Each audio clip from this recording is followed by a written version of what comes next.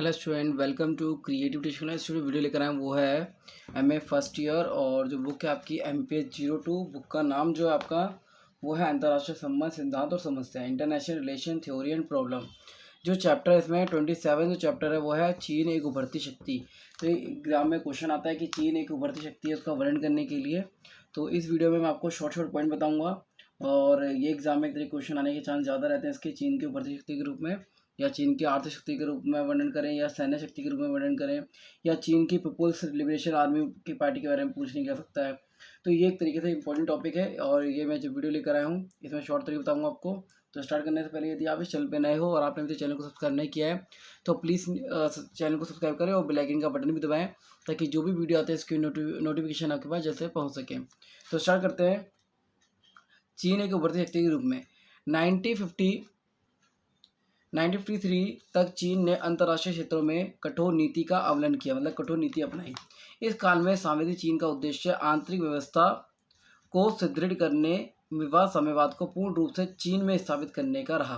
तो सबसे मेन आपको इस पॉइंट में याद होना चाहिए कि चीन जो है 1953 तक अंतर्राष्ट्रीय क्षेत्र में उसने कठोर नीति अपनाई, और साम्यवादी चीन का उद्देश्य आंतरिक व्यवस्था को सुदृढ़ करने व साम्यवाद को पूर्ण रूप से चीन में विस्थापित करने का रहा। नेक्स्ट उसमें है किंतु 1953 में के पश्चात चीनी नेताओं ने पूर्वी की कठोर नीति में परिवर्तन लाने का प्रयास किया तथा चीन ने शांतिपूर्ण सहअस्तित्व के सिद्धांत में विश्वास प्रकट किया। वो क्यों किया था मैं आपको बताता हूँ। इसमें वियतनाम और मलाया तथा अन्य देशों में आयोजित शक्ति वार्ताओं में चीन ने भारत के साथ तिब्बत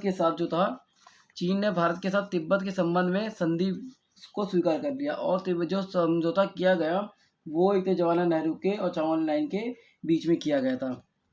तो इसमें सबसे मेन आपको याद रखना है कि चीन ने भारत के साथ तिब्बत के संबंध में संधि को भी स्वीकार कर लिया, और स्वीकार करने के बाद बांजुंग सम्मेलन में भाग लेने में चाओ एन लाइन गए, और जहां उन्होंने ब्रिटिश, अमेरिकन, फ्रेंच साम्राज्यवाद एवं उपनिवेशवाद का विरोध किया तथा अफ्रीका एशिया में एकता के सहयोग का प्रस्ताव दिया, और चाओ एन लाइन ने सभी देशों के साथ सामान्य संबंध स्थापित करने की चीन की नीति की घोषणा की। फिर उसके बाद माओ सेंग तुंग ने के निधन के बाद 1978 में देंग जियाओपेंग जो थे के नेतृत्व में चीन ने आर्थिक उदारीकरण और बाजार अर्थव्यवस्था का रास्ता अपनाया। और मार्क्सवाद को तिलांजलि देने के लिए देंग ने चीन की व्यवहारिक परंपरा का पालन करते हुए दो नारे दिए।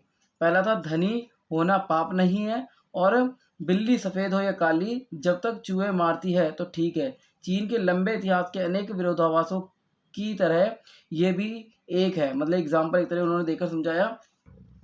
और नेक्स्ट उसमें है प्रारंभ में चीन पृथकतावाद की नीति अपनाए हुए था। पृथकता मतलब अलग रहने की नीति अपनाता गया, और चीन दुनिया के किसी भी देश में किसी के स्तर पर संपर्क कायम करना नहीं चाहता, मतलब किसी भी देश के साथ वो संपर्क स्थापित नहीं करना चाहता था।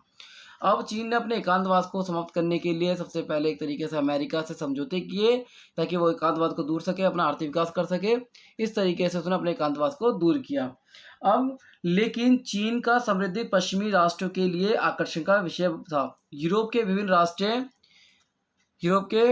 राष्ट्र किसी तरह चीन से व्यापार करना चाहते थे, और वो एक तरह व्यापार क्यों करना चाहते थे, क्योंकि चीन रेशम, चाय, चीनी मिट्टी के बर्तन की मांग यूरोप में बहुत अधिक थी। तो आपको याद रखना चाहिए कि इसलिए ये व्यापार करना चाहते थे कि चीन में रेशम, चाय, चीनी मिट्टी के बर्तन की मांग यूरोप के बहुत अधिक थी, और आरंभ में यूरोपीय व्यापारी शहर से बाहर रहकर छोटे पैमाने पर चीन से व्यापार करते थे, और वे चीन के केवल माल खरीदते थे और बेचने के लिए उनके पास कोई वस्तु नहीं थी, वह उनका मूल्य सोना चांदी के रूप में चुकाते थे। नेक्स्ट उसके बाद जो है चीन के विशाल भूक्षेत्र पर अधिकार कायम करने का कामना करने लगा, और उसने अपनी विशेष कूटनीति ग्लोबल डिप्लोमेसी के जिसको कहते हैं इसका प्रयोग करके उसने प्रथम द्वितीय अफीम युद्ध के माध्यम से चीन का द्वार विदेशी शोषण के तरीके से खोल दिया। तो ये एक तरीके से विदेशी खबर। और 20वीं सदी के तीन चौथाई भाग में चीनी का इतिहास क्रांतिकारी युद्धों को अकाल और मौत से भरा पड़ा रहा।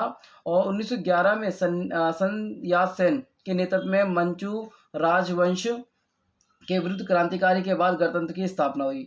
अब जितने भी मैं आपको इसमें पॉइंट बताए हैं आप उनको लिख सकते हैं। और फिर 1927 में चांग कोई कोई शेख के नेतृत्व वाली सरकार का साम्यवादी से लड़ाई छिड़ गई और 1932 में जापान ने चीन पर आक्रमण कर दिया था। करीब 2/3 चीन का द्वितीय विश्व युद्ध के दौरान कब्जा बनाए रखा और 1946 में चीन में गृह युद्ध प्रारंभ हुआ जिसका परिणति 1949 में साम्यवादी शासन की स्थापना से हुई। चांग कोई शेख को ताइवान जाना पड़ा और जनसाधारण की साम्यवादी शासन के प्रति सहानुभूति से चीन का जनतंत्र अक्टूबर 1949 में अस्तित्व में आया। तो ये बहुत इम्पोर्टेंट है। अब आते हैं चीन की सैन्य क्षमता। अब इसमें आप पीपुल्स लिबरेशन आर्मी का वर्णन भी कर सकते हैं। चीन एक बड़ी सामरिक ताकत है। इसकी केंद्रीय सेना राष्ट्रवादी जनवादी कांग्रेस के प्रति उत्तरदायी है। तो ये पॉइंट आपको याद रखना है। चीन का सैन्य उत्थान जो लड़ाई और जीत के सिद्धांत द्वारा निर्देशित है। 2050 तक पीपुल लिबरेशन आर्मी को विश्व स्तरीय सैन्य बनाने की निहित है और जिसे 2 लक्ष्य शामिल है।